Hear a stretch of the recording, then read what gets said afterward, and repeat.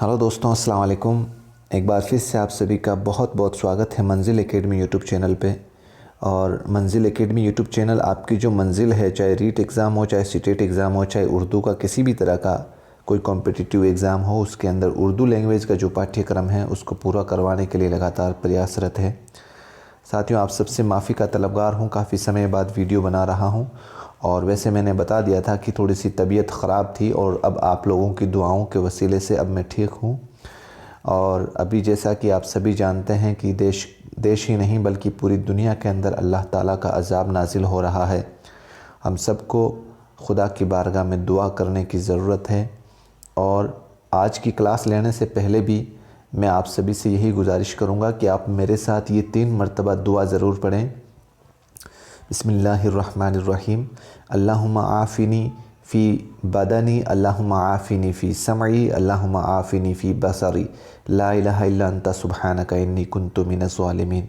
अल्लाहुम्मा आफ़िनी फ़ी बदनी, अल्लाहुम्मा आफ़िनी फ़ी समई, अल्लाहुम्मा आफ़िनी फ़ी बसरी, ला इलाहा इल्ला अंता सुब्हानका इन्नी कुन्तु मिनज़ ज़ालिमीन। अल्लाहुम्मा आफ़िनी फ़ी बदनी, अल्लाहुम्मा आफ़िनी फ़ी समई, अल्लाहुम्मा आफ़िनी फ़ी बसरी, ला इलाहा इल्ला अंता सुब्हानका इन्नी कुन्तु मिनज़ ज़ालिमीन।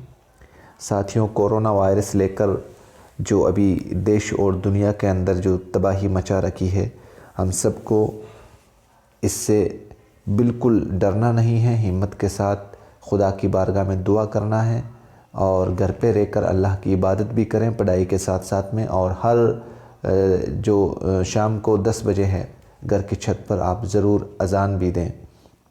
तो अब बिना देर के आज की क्लास शुरू करते हैं। साथियों, उर्दू ग्रामर को लेकर अपना पाठ्यक्रम चल रहा था और उसके अंदर साथियों उर्दू क़वाइद के अंदर इस्नाफ़ नस्र और नज़म को लेकर आपके एक टॉपिक है, जिसके अंदर जो भी उर्दू के इस्नाफ़ नस्र और नज़म को लेकर जितनी भी किस्में हैं उर्दू अदब के अंदर, उसके अंदर आपके जो भी पाठ्यक्रम हैं इम्पोर्टेंट उसको हम पढ़ने की कोशिश करेंगे। तो बिना देर किए हम शुरू करते हैं आज की क्लास।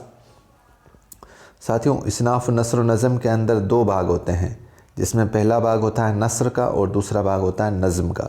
अब नस्र और नज़म का सबसे पहले आपके सामने एक ओवरव्यू में रख रहा हूँ। ओवरव्यू मतलब एक सारणी आपके सामने रख रहा हूँ, क्योंकि बहुत से हमारे साथी जो बिल्कुल बेसिक से हम करवाने का प्रयास है, तो बहुत से हमारे साथी ऐसे हैं जिनको ये पता ही नहीं होता कि कौन सा उर्दू अदब के अंदर नस्र होता है, कौन से भाग नज़म होता है।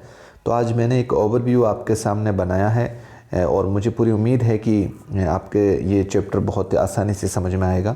तो सबसे पहले साथियों, अदबी इजहार और अपने तख़ीलात की तरसील के लिए ज़बान की इस्तेमाल की 2 सूरतें हैं।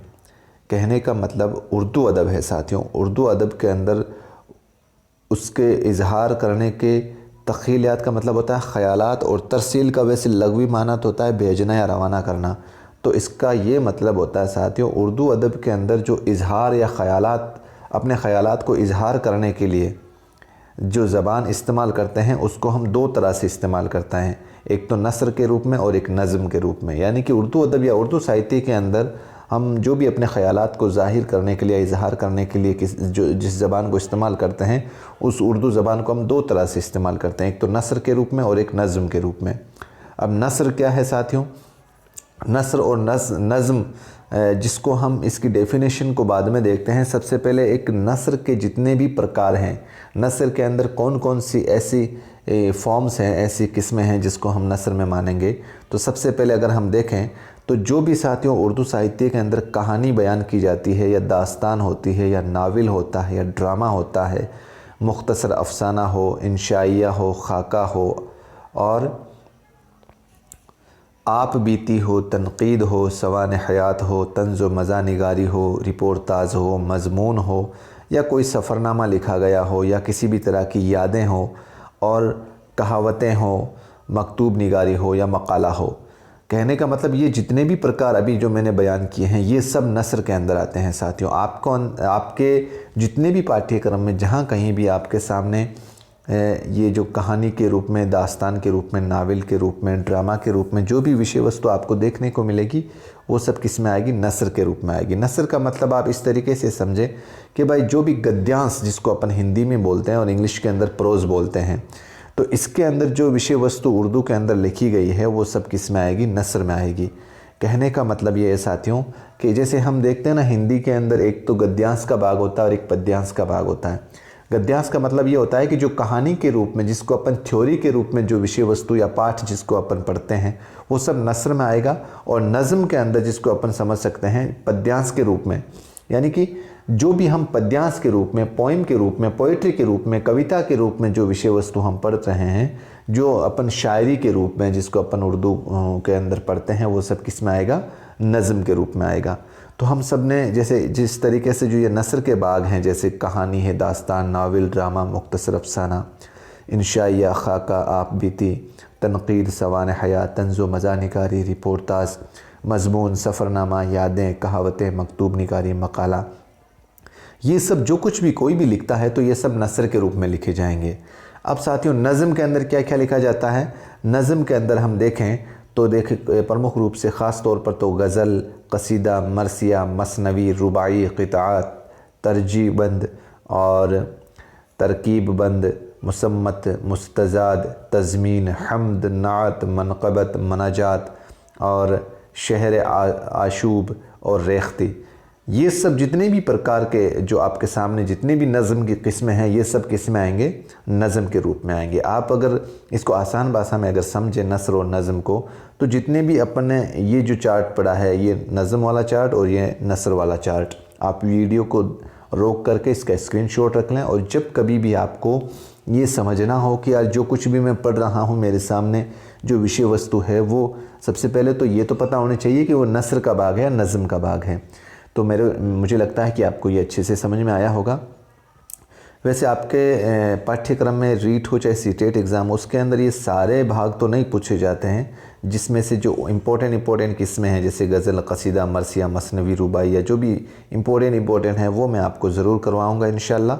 जैसे इसके अंदर नसर वाले भाग के अंदर दास्तान है, नावल है, ड्रामा, मुख्तसर अफसाना है, इंशाइया या खाका, ये सब मैं आपको ज़रूर आपके एग्ज़ाम के पॉइंट ऑफ व्यू से जो भी आपके पाठ्यक्रम में है उसको पूरा करवाऊँगा इंशाल्लाह। अब हम और आसान भाषा में समझते हैं कि भाई अदबी इस्तिलाह में, यानी कि उर्दू अदब या उर्दू साहित्य के अंदर उर्दू अदबी इस्तिलाह में कलाम मौजू को नज़म और कलाम गैर मौजू को नसर कहा जाता है। ये लाइन याद रखना साथियों आपको, कलाम मौजू को नज़म और कलाम गैर मौजू को नसर कहा जाता है। अब हम अगर सिर्फ नसर को समझे कि भाई नसर क्या है, तो नसर के लगवी माने हैं बिखेरने के, बिखेरना, किसी भी विषय वस्तु को बिखेर कर पढ़ना। लगवी माने अगर हम देखें तो नसर के लगवी माने हैं बिखेरने के हैं, मगर इस्तिलाह में इस कलाम को नसर कहते हैं जो बरखिलाफ़ नज़म हो, यानी कि उस कलाम को हम नसर मानेंगे जो नज़म के ख़िलाफ़ हो। कहने का मतलब नज़म होती है वो आप पद्यांश के रूप में लिखी होती है, वो शायरी के रूप में लिखी होती है, वो कविता के रूप में लिखी होती है, लेकिन उसके ख़िलाफ़ जो कुछ भी विषय वस्तु लिखी हुई होती है वो किस में आएगी, आपके नसर में आएगी। तो नसर लिखने वाले को नसर निगार कहा जाता है, नसर लिखने वाले को नसर निगार कहा जाता है। अगर और आसान भाषा में समझे कि भाई नसर किसे कहते हैं, तो आप इतना ही समझो, आम बोलचाल और सादा ज़बान को नसर कहते हैं। ये सवाल पूछा गया साथियों, आपको नसर से मुराद है, इस तरीके से 4 ऑप्शन मिलेंगे जिसमें से एक ऑप्शन ये भी होगा आपके, आम बोलचाल और सादा ज़बान को नसर कहते हैं। अब तो मुझे लगता है कि नसर का कन्फ्यूज़न है वो आपके क्लियर हो गया, पूरा समझ में आ गया होगा। उर्दू के ख़ास नसर निगार कौन कौन है? वैसे अगर हम देखें उर्दू अदब के अंदर तो जैसे सर सैयद अहमद खां हैं, रशीद अहमद सिद्दीकी है, मुंशी प्रेमचंद हैं, मोहम्मद हुसैन आज़ाद है और शिबली नहमानी है। अब साथियों वैसे आपके इतना डीपली तो नहीं पूछा जाएगा रीट और सीटेट के एग्ज़ाम के अंदर। जैसे अल्फाज के एतबार से नसर की 3 किस्में हैं, अल्फाज के एतबार से नसर की 3 किस्में हैं, जैसे नसर मुक़फ़ा व मुसज्जा और नसर मुरज्जज़ और नसर आरी। इनका आप इतना ही समझो साथियों, अगर आपको सिर्फ पूछ ले कि भाई लफ्ज़ के एतबार से, अल्फाज के एतबार से नसर की कितनी किस्में, तो आपको तीनों किस्मों के नाम याद रखने हैं, नसर मुक़फ़ा व मुसज्जा और नसर मुरज्जज़ और नसर आरी। अगर ये होती क्या है, आपको सिर्फ इतना ही समझना है कि नसर मुक़फ़ा में काफ़िया की पाबंदी होती है, काफ़िया, रदीफ़, ये सब क्या है, ये सब साथियों जब हम गज़ल का चैप्टर पढ़ेंगे उसमें मैंने बहुत ही आसान भाषा में इनको समझाने का प्रयास किया है। आप गज़ल वाला चैप्टर ज़रूर देखें तो आप इतना ही समझें, नसर मुक़फ़ा व मसज्जा में काफ़िया की पाबंदी होती है, नसर मुरज्जज़ में काफ़िया की पाबंदी नहीं होती है। और जिसमें काफ़िया की पाबंदी नहीं होती है और काफ़िया की पाबंदी ही भी होती है, इन दोनों किस्मों के अलावा जो भी किस्में आती है वो नसर आरी कहलाती है। और जितने भी हमने नसर के भाग पढ़े हैं ऊपर, वो सब किसके हैं? नसर आरी के भाग हैं। तो आपको सिर्फ इतना ही समझना है, लफ्ज़ी एतबार से नज़म की 3 किस्में हैं, नसर मुक़फ़ा व मुसज्जा और नसर मुरज्जज़ और नसर आरी। आपको इनका नाम ज़रूर याद रखना है और कितनी किस्में हैं आपको ये ज़रूर याद रखना है। तो साथियों, आज की क्लास हमारी यहीं ख़त्म होती है। अगर आपको ये क्लास समझ में आई है तो आप बिल्कुल मुझे इसका फ़ीडबैक ज़रूर दें और कमेंट बॉक्स में अपनी राय ज़रूर दें। और बराए मेहरबानी साथियों, बराए मेहरबानी मैं देख रहा हूँ कि आज कम से कम सिर्फ 1 महीने के अंदर 1600 इंसानों ने मेरे इस चैनल को मतलब क्लासेस ले रहे हैं, लेकिन इतने मतलब वो लोग पता नहीं उनके कोई खर्च लग रहा है या क्या लग रहा है, इस क्लास को देख रहे हैं लेकिन चैनल को सब्सक्राइब नहीं कर रहे हैं। इस क्लास का फ़ायदा ज़रूर ले रहे हैं लेकिन चैनल का सब्सक्राइब नहीं कर रहे हैं।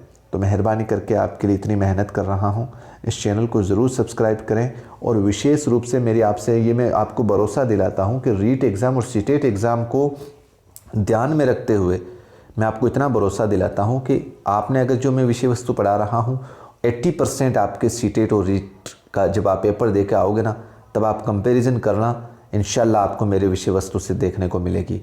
आप बने रहें। वीडियो पसंद आई है तो लाइक ज़रूर करें। इंशाल्लाह मिलते हैं अगली क्लासेस में। अस्सलाम वालेकुम, जय हिंद, खुदा हाफिज़, जय भारत।